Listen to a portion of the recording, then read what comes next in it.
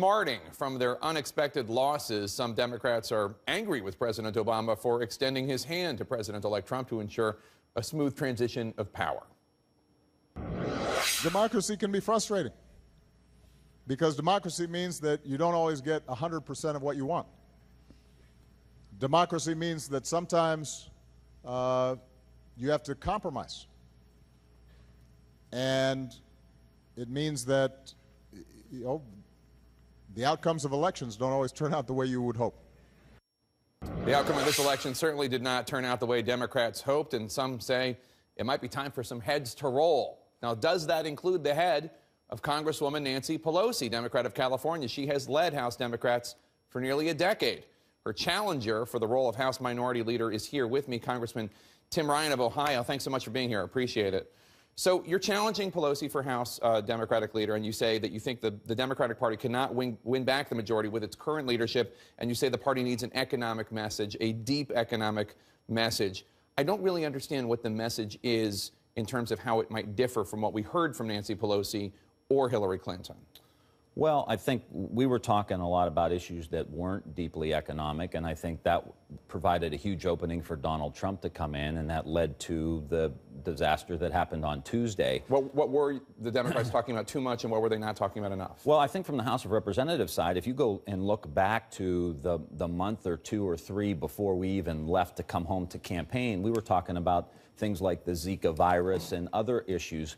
I'm for increased funding for the Center for Disease Control. Of course, we need to fund that, and we need to help deal with the Zika virus.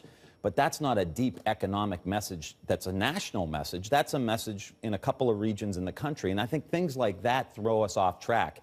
We need a brand as a party that says we are the party that are going to help working class people, white people, black people, brown people, gay people, straight people, improve opportunity for them to grow their wages, to have security, economic security, and we got off that message. And when we don't talk about economics, we lose elections. So I did hear Hillary Clinton talk about raising the minimum wage, and I did hear her talk about an infrastructure bill, and I did hear her talk about a lot of these issues that you're referring to. You're just saying that people in Ohio didn't hear it enough? Obviously, there was a lot of noise through it, but here's the deal. We have to talk about moving forward. I can't, in good conscience, hang this election around Nancy Pelosi's neck, of course.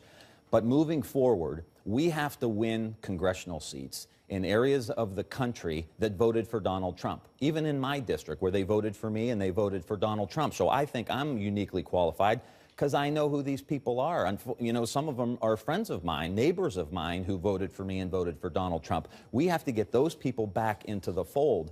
And as I told my colleagues, I know in my heart that we cannot win the House back under the current leadership. It's time for a change. The American people asked us to make a change here, and we've got to do it. And it's not easy. We're in the middle of a family fight here, but we got elected to come to the United States Congress. There's only been 10,000 members of Congress in the history of our country, Jake. 10,000.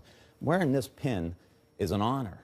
And with that comes the opportunity to have to make some really tough decisions, and sometimes they're family decisions. Well, let me ask you about we've got to move in another direction. Considering that your district went for you and for Donald Trump, let me ask you, do you think that House Democrats and Senate Democrats should try to cooperate with Donald Trump and work with him on issues where there might be some common ground, like, for instance, infrastructure, theoretically? Or do you think that Democrats should be an opposition party that tries to stop him? Let me say, if he tries to defund Planned Parenthood, if he tries to kick people off their health insurance, if they try to privatize Medicare or cut taxes for the wealthy, we're going to have a Youngstown street fight in the Capitol. That's what's going to happen.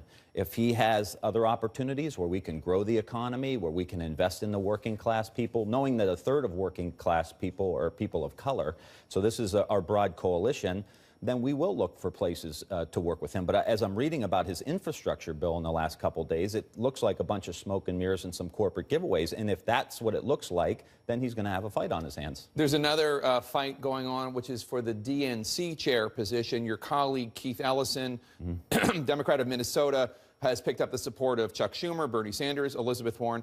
I want you to take a listen to what Congressman Ellison had to say about guns in 2014. Then why doesn't your party come out against the Second Amendment? I'm not sure which they would. I sure wish we Really? would. Because I never hear anybody in the Democratic Party say that. So that's your candidate for DNC chair saying that he sure wishes the Democratic Party would come out against the Second Amendment. Is that the appropriate leadership for the DNC? Well, that's not my decision entirely to make. I really don't have a horse in that fight.